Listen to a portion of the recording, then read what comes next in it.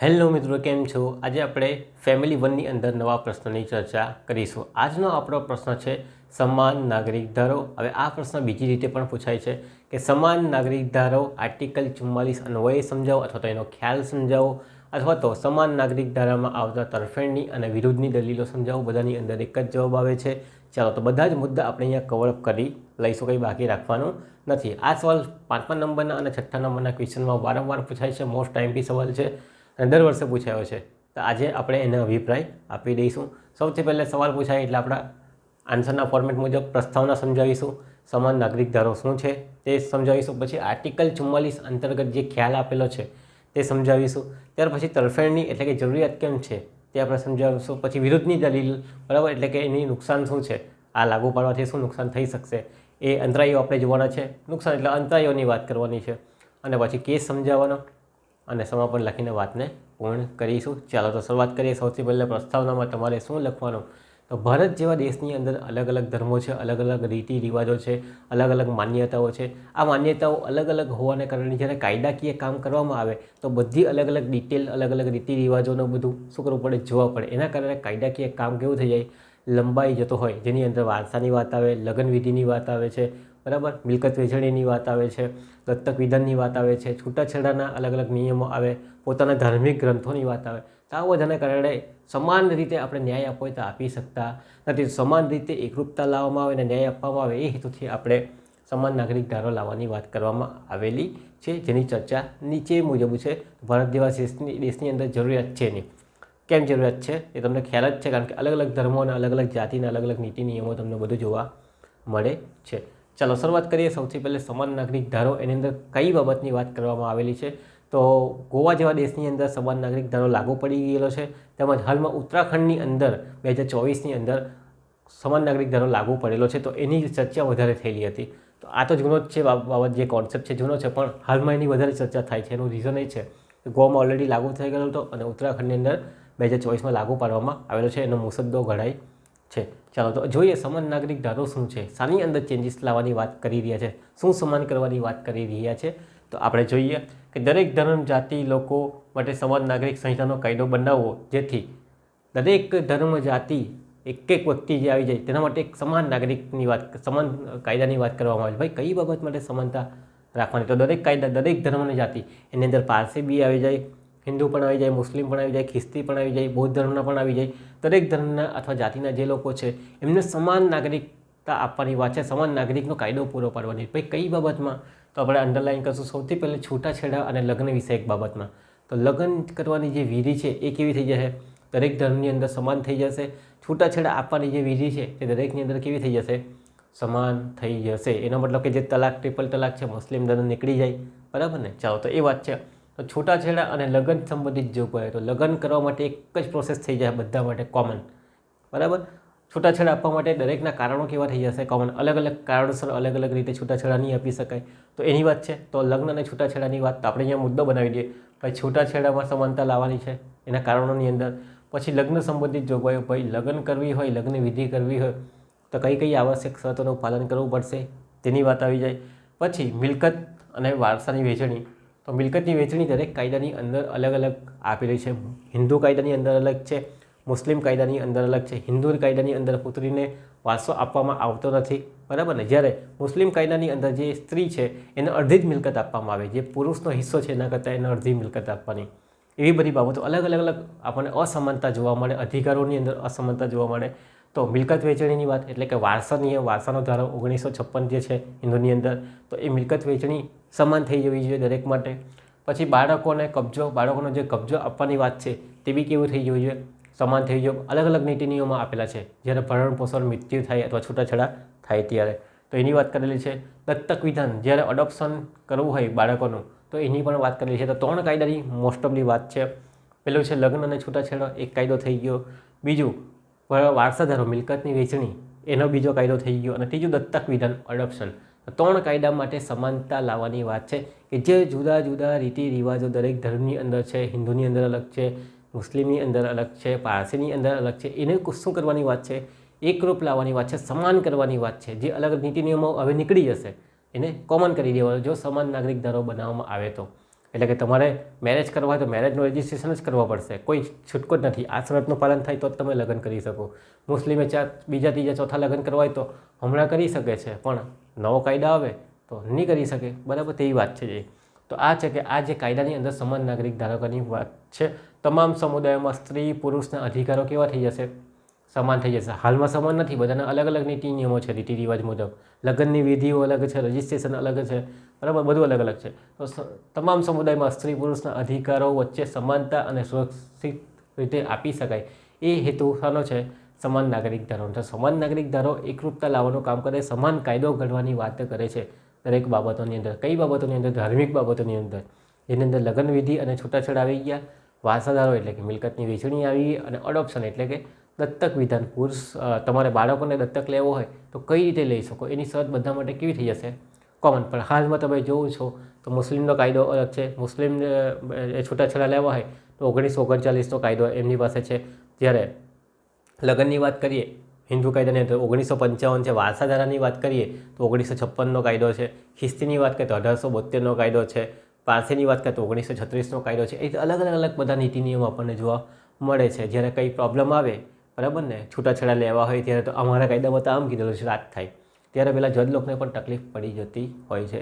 ત્યારે ડિસિઝન આપવા માટે બધું વાંચવું પડે. આ નીકળી જાય, કોમન થઈ જાય તો લોકોને ફાયદો જ પહોંચવાનો, સરકારને ફાયદો પહોંચે, લોકોને બી ફાયદો પહોંચે કે ભાઈ તારી મિલકતનો અધિકાર કેટલો, તો કોઈ બી કહી દે કે ભાઈ મારે તો આટલી મિલકત છે, બધાને સરખી મિલકત આવશે, પછી સ્ત્રી હોય કે પુરુષ એમ. તો આ વાત સમાન નાગરિક ધારાની અંદર કહેવામાં આવેલી છે કે આવું લાગુ પાડી શકશે સરકાર. તો ગોવાની અંદર લાગુ પાડવામાં આવશે અને ઉત્તરાખંડની અંદર લાગુ પાડવામાં આવશે. પણ તમે વિચાર કરો કે દરેક ધર્મના અલગ અલગ ગ્રંથોની અંદર બધું અલગ અલગ આપેલું છે, તો કેવી રીતે સમાન થશે?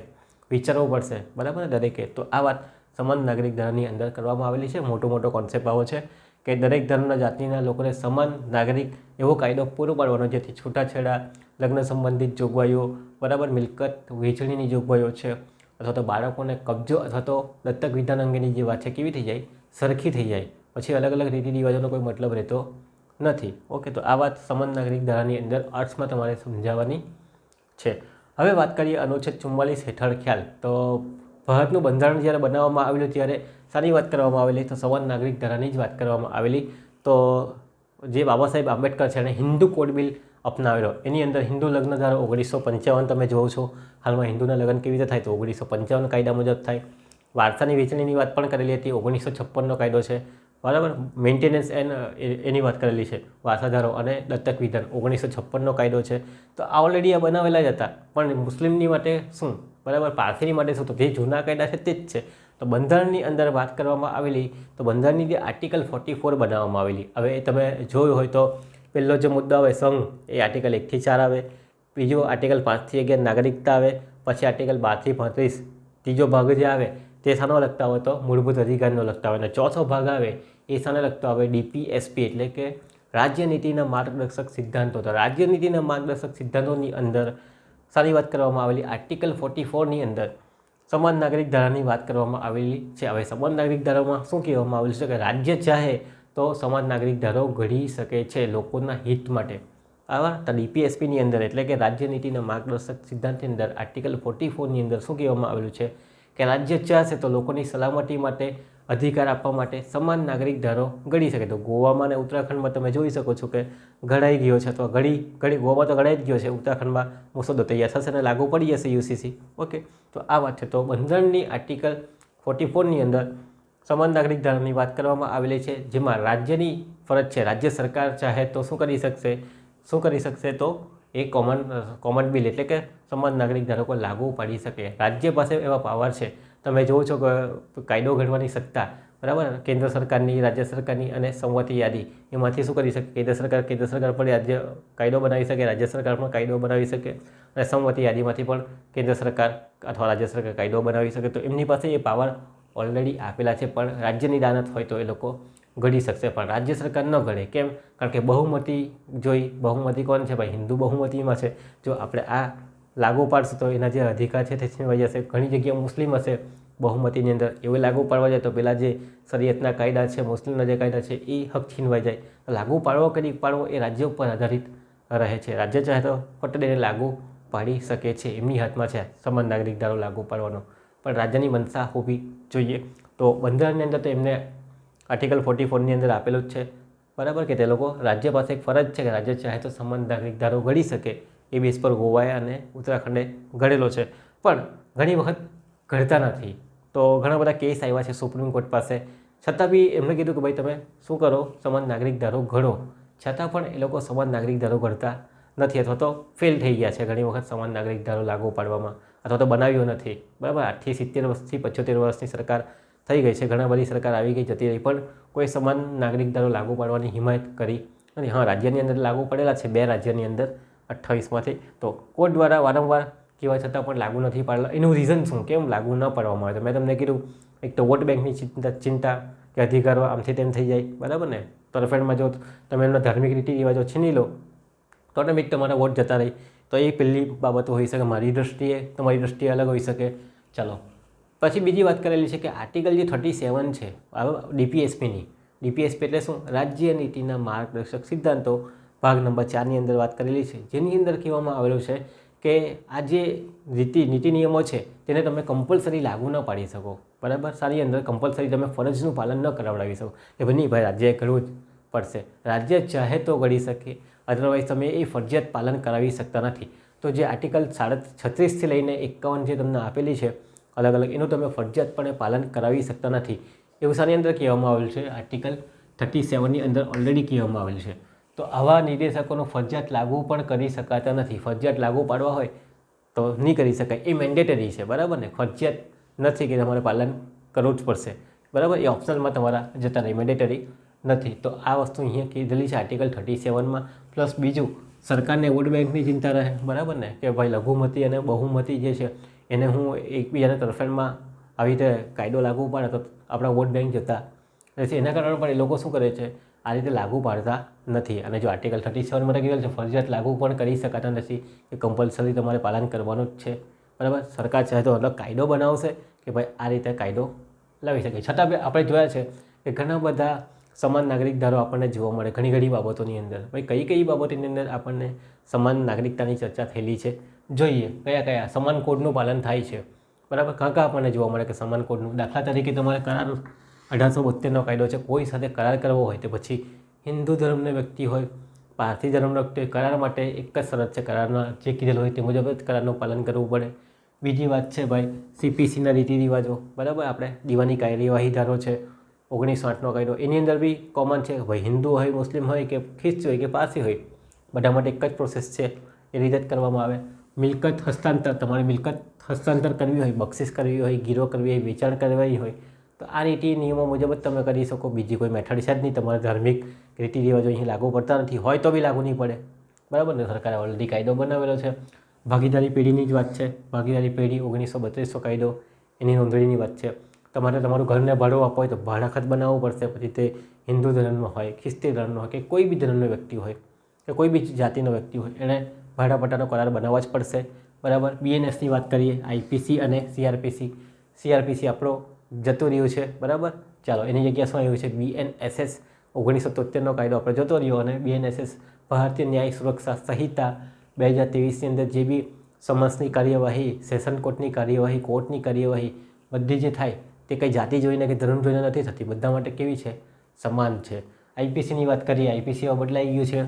BNSS ભારતીય ન્યાય સંહિતા 2023, એવિડન્સ પુરાવાની વાત આપણે કરીએ 2023. તો આની અંદર જે ગુનાઓ આપણે પછી કોઈ બી વ્યક્તિ હોય, રાજા હોય, રંગ હોય, ગરીબ હોય, તવંગર હોય, કોઈ બી જાતનો એ જોતા નથી, કોઈ એવો ધર્મનો વ્યક્તિ છે કંઈ જોતા નથી. શું કરવામાં આવે? પૂરેપૂરા આપણે જોઈ છે કે સમાન નાગરિક ધારા ઉપર રચાયેલા છે, બધા માટે સરખો કાયદો. પછી તે કોઈ બી ધર્મનો હોય, રાજા હોય, રંગ હોય, ગરીબ હોય કે કોઈ બી હોય. ટ્રસ્ટની નોંધણીનો કાયદો છે. સ્પેશિયલ મેરેજ એક્ટની પણ વાત કરવામાં આવેલી છે. સ્પેશિયલ મેરેજ એક્ટ ક્યારે બનાવવામાં આવેલો? 1954ની અંદર. કોઈ બી ધર્મનો વ્યક્તિ આ કાયદા હેઠળ શું કરી શકે? સ્પેશિયલ મેરેજ એક્ટ કરી શકે છે. પણ આજકાલ શું કરવામાં આવે છે કે જાણી જોઈને જે આ સ્પેશિયલ મેરેજ એક્ટની અંદર કોઈ વ્યક્તિ છે જે એને અધિકાર આપવાવાળા, તે જ શું કરી રાખે? લગ્ન ન થવા દે સ્પેશિયલ મેરેજ એક્ટ હેઠળ. હિન્દુ મુસ્લિમે લગ્ન કરવા હોય ન થવા દે, હિન્દુ પાસે લગ્ન કરવા હોય તો ન થવા દે, મુસ્લિમ પાસે પોતે જ બાતમી આપી દેતા હોય, જેના કારણે બધું શું થઈ જતું હોય? તકલીફ ઊભી થઈ જતી હોય. તો આ બધું જે પાલન થવું જોઈએ તે થતું નથી મારી દૃષ્ટિએ, બરાબર. આ ભૂતકાળના અનુભવ કહે છે, જોયું હોય તો કહી શકાય. તો આ બધા જે છે એમાં સમાન નાગરિક ધારાનું પાલન તો બધા માટે કેવો છે? એક જ કાયદો. હિન્દુએ લગ્ન કરવા હોય તો બી એક જ પ્રોસેસ, હિન્દુ મુસ્લિમે લગ્ન કરવા હોય તો બી એક જ પ્રોસેસ, પારસી હિન્દુએ લગ્ન કરવા હોય તો બી એક જ પ્રોસેસ. ભાઈ ડોક્યુમેન્ટ જવું, રજિસ્ટ્રેશન કરાવો, 1 મહિના પછી તમારા લગ્ન માટે તમને બોલાવશે. ડોક્યુમેન્ટ બધાના સેમ, બરાબર, વિધિ બધાની સેમ. પછી કોઈ બી ધર્મનો હોય આપેલું જ છે ઓલરેડી, પણ એનું પાલન નથી થતા. આપણે શું કરીએ છીએ? હિન્દુ કાયદો અપનાવીએ છીએ, મુસ્લિમવાળા મુસ્લિમનો કાયદો અપનાવે છે, ખ્રિસ્તીવાળા ખ્રિસ્તીનો કાયદા હેઠળ લગ્ન કરે છે. આ કોઈ વધારે કરવાની કોશિશ કરતું નથી. ઓકે, પણ બનાવેલો છે સરકારે સ્પેશિયલ, પણ કમ્પલસરી નથી કે તમારે પાલન કરવાનું જ છે. જેણે કરવું હોય તે કરી શકે. ઓકે, તો આ આપણને જોવા મળે. દહેજ પ્રતિબંધકની વાત છે. દહેજ પ્રતિબંધકનો ધારો બી આપણે અહીંયા છે ઓલરેડી, કે તમે દહેજ પર પાબંદી, કોઈ બી ધર્મનો વ્યક્તિ હોય દહેજ માંગી શકશે નહીં. તો દહેજ માંગે તો પછી એને જલ્દી સજાની જોગવાઈ છે કે નહીં? કોઈ બી ધર્મનો હોય બનાવેલું છે, છતાં બી આપણને બહાર જોવા મળે કે આપવામાં આવતું હોય. આ નહીં તો પાછલા બારને પણ થતું હોય. આ તો ઓલરેડી સમાન નાગરિક ધારાના ઘણા બધા કોડ આપણે અહીંયા પાલન થયેલા છે. પણ જે પાલન થવાની હજુ વાત છે તે કયા છે? જ્યાં તકલીફ વધારે અનુભવે છે ફેમિલી કોર્ટને, તે આની વાત છે. છતાંય લગ્ન શરતોનો કાયદો, છૂટાછેડાનો કાયદો અને મિલકતના વારસા અંગેનો જે કાયદો છે, અલગ અલગ ધર્મની અલગ અલગ રીતિ રિવાજના કારણે શું થાય? ઘણો વિરોધ ઊભો થાય છે. બરાબર, માન્યતાઓ અલગ છે, રૂઢિ રીતિ રિવાજ, લગ્નની મેથડ અલગ છે, નીતિ નિયમો અલગ છે. બરાબર, એના કારણે તકલીફ જોતી આપણને અનુભવાય. તો દત્તક વિધાનના કાયદા, ધર્મ અલગ અલગ હોવાના કારણે રીતિ રિવાજો, તકલીફ અલગ અલગ હોવાથી કારણે તકલીફ સરકારને પણ થતી હોય ને બીજાને પણ થાય. પ્લસ બીજી વાત પણ એવી કહેવામાં આવેલી કે આર્ટિકલ 25 અને 26માં શું આપેલું છે? તો ધાર્મિક બાબતોનો અધિકાર આપણને આપવામાં આવેલો છે કે આપણે ધાર્મિક રીતિ રિવાજોનું શું કરી શકીએ? ફેલાવો કરી શકીએ, વહીવટ કરી શકીએ. તો એનો પણ અધિકાર છે આપણને. એ અધિકાર કોઈ છીનવી નહીં શકે, સરકાર કે જે બી આવશે તે. તો એની પણ વાત છે આર્ટિકલ 25 અને 26ની અંદર. તો આ લાગુ થવું જોઈએ કે નહીં લાગુ થવું જોઈએ એની વાત છે. ઘણા બધા કહેશે ભાઈ તરફેણમાં નહીં, હવે લાગુ થવું જોઈએ, સારી બાબત છે. ઘણા બધા કહેશે નહીં ભાઈ આ નહીં થવું જોઈએ. તો અલગ અલગ મંતવ્યો છે. કયા કયા મંતવ્યો લોકોના છે તે તમારે અહીંયા હવે લખવાના. તમારો વિચાર તો બહુ ચાલશે કે ભાઈ લાગુ નહીં થવું જોઈએ, પણ કેમ નહીં થવું જોઈએ એ મુદ્દા બતાવવાના.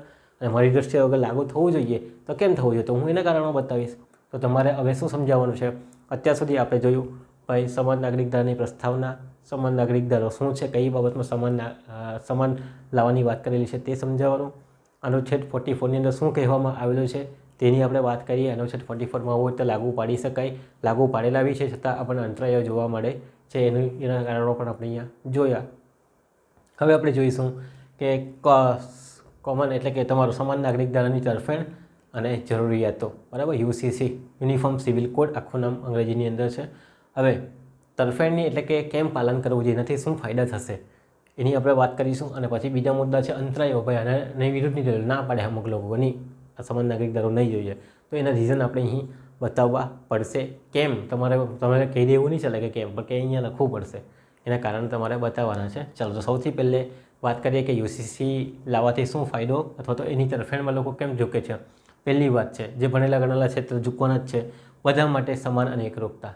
બધા માટે કેમ સમાન અને એકરૂપતાની વાત કરેલી છે? પહેલું શું થાય? બધા માટે સમાનતા અને એકરૂપતાની વાત થઈ જાય.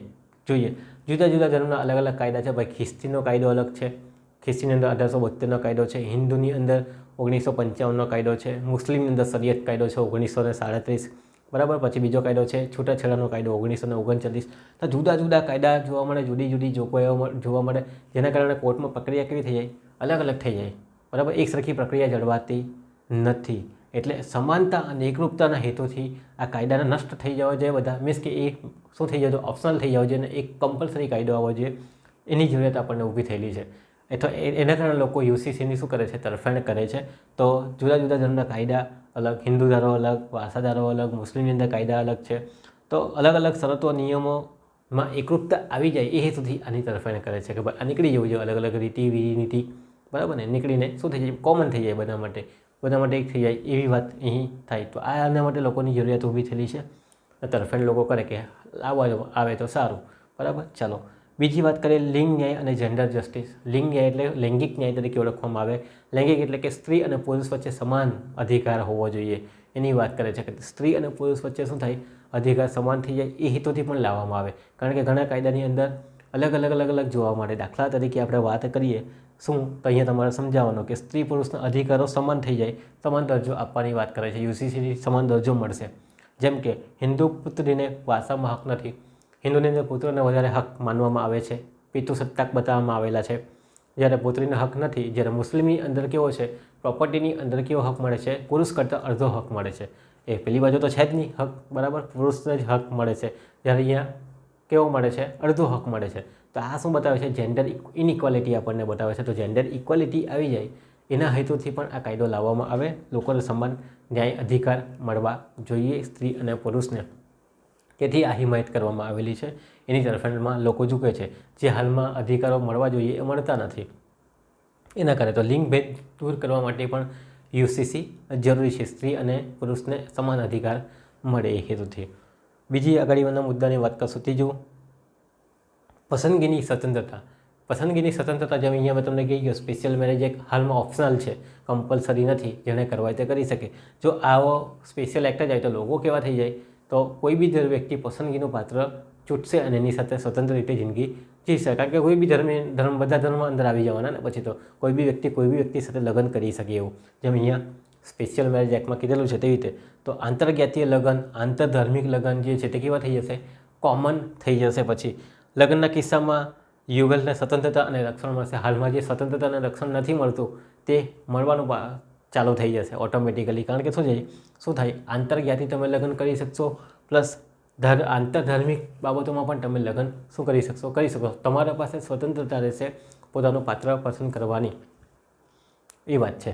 તો પસંદગી અને નાગરિક સાથે લગ્નની સ્વતંત્રતા મળશે. તો લગ્ન કોઈની બી સાથે કરવા હોય તમે ઇઝીલી કરી શકશો. તો એ સ્વતંત્રતા તમને મળશે. પસંદગીની સ્વતંત્રતા જે હાલમાં તમને નથી, જે મળી શકે છે, બરાબર ને. કોઈ હિન્દુ પુરુષે કોઈ અધર કાસ્ટમાં લગ્ન કરવા હોય, યા મુસ્લિમ પુરુષે યા સ્ત્રી અલગ કાસ્ટમાં લગ્ન કરતા નથી કરી શકતા. છે ઓકે, કરી શકીએ છીએ, પણ આ કાયદો છે, બરાબર. પણ નાત જાતમાંથી બધું બહાર કાઢી નાખવામાં. વારસો મળે કે નહીં મળે, ધર્મ પરિવર્તન થઈ જાય તો વારસો મળે કે નહીં મળે, તો બધા ડેટા આખા ચેન્જ થઈ જતા હોય, તો એની ટેન્શન પણ રહેલું છે. તો આ બધું ટેન્શન નીકળી જશે. ચોથા મુદ્દાની વાત કરીએ, વ્યક્તિગત કાયદાની છટકબારી ઘટશે.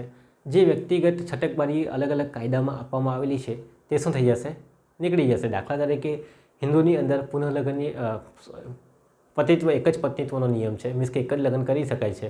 જ્યારે મુસ્લિમની અંદર શું થઈ જાય, તો ભાઈ મુસ્લિમની અંદર 4 લગ્નની વાત કરવામાં આવેલી છે. ભાઈ બીજું લગ્ન કરે તો છટકી જાય, બરાબર. જ્યારે જો આવી શરતો કોમન થઈ જશે તો હિન્દુ પુરુષ માટે પણ સેમ થઈ જશે અને મુસ્લિમ માટે પણ થઈ જશે. જેમ કે ટ્રિપલ તલાકની વાત છે, એવી તો કોઈ રીતિ રિવાજ છે જ નહીં હિન્દુની અંદર. એમણે તો જે કારણો છે એના આધારે કોર્ટમાં અરજી કરવાની, ઓકે ને. તો આ વસ્તુ છે. જે ટ્રિપલ તલાકમાં પણ કેવું, હવે કોઈ ફટાફટ તલાક આપી દેવો, હાલમાં તો કાઢી નાખ્યો છે, પણ કેવું છે કે હતું ને એના પહેલાં 2019 પહેલાં આપણને જોવા મળતું. તો વ્યક્તિગત છટકબારી ઘટી જશે જો સમાન બધું થઈ જશે. તો આવા કોઈ નીતિ નિયમો કે રીતિ રિવાજ કે મને તો નીકળી જશે. બધી જે હાલમાં ચાલી રહી છે એનો નિષ્કર્ષ જ નીકળી જશે એક જ ઝટકામાં. તો આ હોવું જોઈએ કે નહીં હોવું જોઈએ એની વાત કરેલી છે. તો વ્યક્તિગત કાયદાની છટકબારીઓ ઘટશે, ઓકે. એના માટે પણ જરૂરી છે. બીજું, રાષ્ટ્રીય એકતા અને બિનસાંપ્રદાયિકતામાં પ્રોત્સાહન. હાલમાં આપણો દેશ કેવો છે, બિનસાંપ્રદાયિક જ છે, છતાં બી રાષ્ટ્રીય એકતામાં વધારો થશે. કારણ કે સમાન રીતે બધાને જોવામાં આવશે. હિન્દુ માટે પણ સમાન, મુસ્લિમ માટે પણ સમાન, ખ્રિસ્તી માટે પણ સમાન રીતે જોવાનું. જે નીતિ વિધિ પદ્ધતિ અપનાવવાની, નીતિ નિયમો અપનાવવાના, એ બધા કેવા થઈ જશે, સમાન થઈ જશે. લોકો સાથે સમાન વર્તન થઈ જશે. આલોક સાથે અલગ નહીં, બધા સાથે કેવો સમાન વર્તન થવાનું ચાલુ થઈ જશે. ઓટોમેટિક રાષ્ટ્રીય એકતા વધવાની, પ્લસ બિનસાંપ્રદાયિકતાને પ્રોત્સાહન મળશે. કારણ કે જે બધા જૂના નીતિ નિયમો છે એનું ભારણ કેવું થશે, દિવસે દિવસે ઘટતું જશે. તો રાષ્ટ્રીય એકતામાં વધારો થશે. સમાન નીતિ નિયમ અધિકારો, સાંપ્રદાયિકતા ભેદભાવ ઘટી જાય અને બિનસાંપ્રદાયિકતામાં વધારો થશે. તેમજ લોકો સાથે સમાન વર્તન થવાનું ચાલુ થઈ જશે. જે હાલમાં ન થતું હોય તો થશે. તો એની વાત તમારે કરવાની. હવે છઠ્ઠા મુદ્દાની વાત કરીશું, સામાજિક સુધારણા તરફનું પગલું.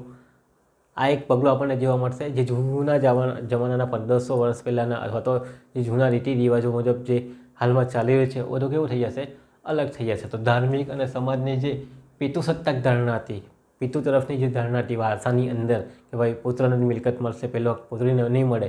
તો ધાર્મિક અને સમાજની પિતૃસત્તાક ધારણા હતી, રીતિ રિવાજો હતા, જેના પર આપણને સુધારણાની જરૂરિયાત હતી. તે સુધારણા આપણે લઈ આવશું. બધા માટે સમાન લઈ આવશું. ભાઈ વારસાની વહેંચણી કેવી થઈ જશે, હિન્દુ માટે પણ સમાન થઈ જશે અને મુસ્લિમ માટે પણ સમાન થઈ જશે. કોઈ ભાગલાની જરૂરિયાત રહેતી નથી. કોને કેવી રીતે મિલકત આપવાની એ આખા સ્ટ્રક્ચર સેમ બની જશે. બધા માટે કેવું રહેશે, કોમન રહેશે. તો રીતિ રિવાજો પર અંકુશ આવી જશે. અલગ અલગ ભેદભાવ કે જે જોગવાઈઓ છે તે બધી શું થઈ જશે, નાબૂદ થઈ જશે. જેમ કે મેં તમને કીધું કે પુત્રીને વારસો ન મળે હિન્દુ કાયદાની અંદર, તેવી રીતે મુસ્લિમને પણ જ્યારે વારસો આપે ત્યારે 1/2 જ આપવામાં આવે, જે મિલકત હોય એના. પુત્રને જે મિલકત મળે એનાથી 1/2 મળે. તો આવા બધા જે ધોરણો નીતિ નિયમો છે એ બધા કેવા થઈ જશે? દૂર થઈ જશે. એટલે કે સુધારણા તરફ તમે વધશો અગાડી અને એકતાના ધોરણો જળવાશે, જેન્ડર જસ્ટિસ જળવાશે, બરાબર. લિંગ ભેદભાવ જે થાય તે થશે નહીં. આગળની વાત કરીએ, 7મો મુદ્દો, કાનૂની બાબતો સરળ બની જશે. કેમ સરળ બની જવાની? હાલમાં જે કાયદો છે તે અલગ અલગ કાયદા હેઠળ અલગ અલગ નીતિ નિયમો અને જોગવાઈ મુજબ શું કરે? કાર્યવાહી કરવામાં આવે અદાલતમાં. તો અદાલતમાં કંટાળી જાય, બરાબર. હિન્દુ હોય તો હિન્દુની અંદર જોવું પડે, મુસ્લિમનો કંઈ આવે તો મુસ્લિમ એક્ટની અંદર જોવું પડે, ખ્રિસ્તીનું કંઈ આવે તો ખ્રિસ્તીની અંદર જોવા મળે, ભાઈ એ લોકોના કયા નીતિ નિયમો મુજબ શું થાય બધું જોવું પડે. એટલે કાયદા ધર્મમાં અલગ અલગ છે, જોગવાઈઓ અલગ અલગ છે, બધું જોવું પડે જજે, બરાબર ને. જો કોમન જ હતો તો વાંધો આવતો નહીં, બરાબર. સટાસટ બધું ફેરફાર કે કાર્યવાહી થવાની હોય તો થઈ જતે. પછી છૂટાછેડાના કારણો અમુકમાં હશે, અમુકમાં નહીં હશે, અમુકમાં ન્યાયિક અલગતા હશે, અમુકમાં નહીં હશે, અમુકમાં બહારની વાત હશે, અમુકમાં નહીં હશે, બરાબર ને. ભરણપોષણ અમુકમાં આપવાનું, અમુકમાં ક્યારે મળે, અમુકમાં ક્યારે નહીં મળે, એ બધી વાત છે. તો કાયદાની અલગ અલગ નીતિ નિયમો, જુદી જુદી જોગવાઈઓ જે હતી તેને કારણે અદાલતને બહુ જ ટાઈમ જતો, સમય ખર્ચાઈ જાય, ફટાફટ ડિસિઝન આપવો હોય તો થતું નહીં. તો કેસોનો ઝડપી નિકાલ થશે. જો આ યુસીસી લાગુ પડી જાય તો ન્યાયતંત્ર પર બોજ ઘટે અને જે બધી લાંબી વિધિમાંથી, વિચાર શક્તિમાંથી પસાર થવું પડશે એ પસાર થવું નહીં પડશે, કારણ કે એક જ કોમન કોડ આવી જવાનો, એટલે વાંધો નહીં આવે. તો કાનૂની બાબતોનું સરળતાથી સમાધાન લાવી શકાય, એ હેતુ માટે પણ જરૂરી રહી છે. તો આટલા જે 7 મુદ્દા જે છે તે શું છે? તરફેણ અથવા તો જરૂરિયાતોની વાત કરે છે કે યુસીસી લાવવા પાછળનો હેતુ શું, અથવા તો એનાથી આપણને શું ફાયદો થશે. તો બધા માટે સમાન અને એકરૂપતા વધશે, લિંગ ન્યાય વધશે, એટલે કે જેન્ડર જસ્ટિસ. પછી પસંદગીમાં સ્વતંત્રતા રહેશે, વ્યક્તિગત કાયદાની છટકબારી ઘટી જશે, બરાબર ને. રાષ્ટ્રીય એકતા અને બિનસાંપ્રદાયિકતાને પ્રોત્સાહન મળશે, સામાજિક સુધારણા તરફને એક તરફનું સ્ટેપ વધશે, પગલું વધશે, કાનૂની બાબતો સરળતાથી નિકાલ લાવી શકાશે. ઓકે, તો આ બધી બાબતોના કારણે યુસીસી તરફ તરફેણ વધુ છે લોકોને કે લાગુ પાડવો જોઈએ. હવે વાત કરીએ આપણે અંતરાયો, કે કયા કયા અંતરાયો આપણને જોવા મળે. યુસીસી લાગુ પાડશું તો શું તકલીફ થશે, અથવા તો એની વિરુદ્ધની દલીલ લાગુ ન પાડવો જોઈએ, કેમ લાગુ ન પાડવું જોઈએ એની વાત કરીએ. તેના અંદર પણ 5 મુદ્દા છે. તમે ચાહો તો ઘણા બધા મુદ્દા અલગ અલગ બનાવીને લખી શકો. ધાર્મિક બાબતોમાં ખતરો આવશે, સામાજિક બાબતોમાં ખતરો આવશે, ધર્મ ઉપર ખતરો આવશે, બરાબર. દેવીય કારણો પર ખતરો આવશે, દેવીય કાયદાઓ ઘટી જશે, એનું નુકસાન કાયદાઓથી સુધાર થશે કે ખરી. તો આવા બધા મુદ્દાઓ તમે બનાવી શકો છો. પણ આપણે એને થોડોક શોર્ટ કરવાનું છે, કારણ કે સવાલ પછી લોંગ થઈ જાય, એટલે આપણે શું કરવું પડશે? ટાઈમિંગની મર્યાદા જોવી પડશે. ચાલો તો લખીએ. પહેલી બાબતમાં મેં 3ની વાત કરેલી છે. ધાર્મિક બાબતો પર ખતરો ઊભો થાય, સાંસ્કૃતિક જે વિવિધતાઓ છે તે પણ ઘટી જશે, અને ધર્મ ઉપર ખતરો. તો 3 મુદ્દાની અંદર એક જ વાત આવે કે પોતાની જે ધાર્મિક રીતિ રિવાજો અને પ્રણાલિકાઓ, સંસ્કૃતિ જાળવી રાખવાના આપણને જોવા મળે. કોઈ મુસ્લિમની અંદર અલગ ધાર્મિક પ્રણાલિકાઓ છે, હિન્દુની અંદર અલગ ધાર્મિક પ્રણાલિકાઓ કે માન્યતાઓ છે, ખ્રિસ્તીની અંદર આશીર્વાદની વિધિ, બરાબર, પારસીની અંદર તેવું આપણને જોવા મળે. અલગ અલગ છે. લઘુમતી તેમજ આદિવાસીઓના અધિકાર જે રીતિ રિવાજો છે તે અલગ અલગ છે. એ બધું નીકળી જશે પછી લાવે તો. એના કારણે શું થઈ જાય કે ધર્મ ઉપર ખતરો આવશે, સામાજિક એકતા તરફ ખતરો આવશે, ધાર્મિક બાબતો ઉપર ખતરો આવીને ઊભો રહેશે. લોકો રીતિ રિવાજ બદલી નહીં શકશે, કારણ કે આટલા ટાઈમથી પાળતા આવેલા તો કેવી રીતે બદલવાના? એનામાં સામે ખતરો ઊભો થાય તો લોકો યુસીસીની વિરુદ્ધની દલીલ આપે કે ભાઈ આ યુસીસી હોવું જોઈએ. જેના કારણે શું થાય કે પોતાના જે ધાર્મિક રીતિ રિવાજો તે નાબૂદ થઈ જશે, સાંસ્કૃતિક રીતિ રિવાજો નાબૂદ થઈ જશે, તેમજ ધર્મ ઉપર ખતરો આવીને ઊભો રહે, એવી બાબતો પણ લોકો કહે છે. ચાલો તો એની વાત કરેલી છે, તે મુદ્દો તમારે સમજાવવાનો. દેવીય કાયદાઓની વાત કરેલી છે કે ભાઈ હિન્દુ, મુસ્લિમ, પારસી અને ખ્રિસ્તી છે કેવા છે? દેવીય કાયદાઓ છે કે જે ભગવાને કીધેલું છે તે આપણે માનતા આવેલા છે આટલા ટાઈમથી. તો આ તો ભગવાનની ના ફરમાની કહેવાય કે આપણે ન માનીએ કોઈ કાયદા કે કોઈ વિરુદ્ધનો. તો જે આદેશોનું પાલન ભગવાન તરફથી કરવા માટે કહેવામાં આવેલું છે, આપણે એનું આદેશનું પાલન નહીં કરશું, બરાબર, તો એની વાત છે. તો દેવીય કાયદાનું નુકસાન થશે, તો બરાબર. આદેશનું પાલન, ભગવાનના આદેશનું પાલન આપણે કેવી રીતે ના પાડી શકીએ? તો કરવું જ પડે. તો આ બાબતો પણ શું બતાવે છે? યુસીસીનો અમલ ન કરવાની વાત કહે છે. યુસીસી ન હોવું જોઈએ એની વિરુદ્ધની દલીલ બતાવે છે કે આટલા ટાઈમથી આપણે દેવીય કાયદાને માનતા આવેલા છે, રીતિ રિવાજોને માનતા આવેલા છે, પછી કોમન કેવી રીતે કરવાના? બધા ધર્મનું પાછું અલગ અલગ છે, બધાનું એકરૂપતા કેવી રીતે લાવવાના? ચાલો ત્રીજા મુદ્દાની વાત કરીએ. કાયદાઓથી સુધારો થશે ખરી? કાયદાઓ તો ચાલો લાગુ પાડી દઈશું, પણ સુધારો થશે ખરી? જેમ કે આપણા પાસે ભ્રષ્ટાચાર વિરોધી કાયદો છે, ઓલરેડી ભ્રષ્ટાચારનો કાયદો બનાવેલો છે. દહેજ પ્રતિબંધક ધારો પણ આપણે બનાવેલો છે. અસ્પૃશ્યતા નાબૂદી, માણસોની જે એ છે એની પણ વાત કરેલી છે. છતાં બી આજે પાટલા બારને બધું જ થતું જોવા આપણને મળે.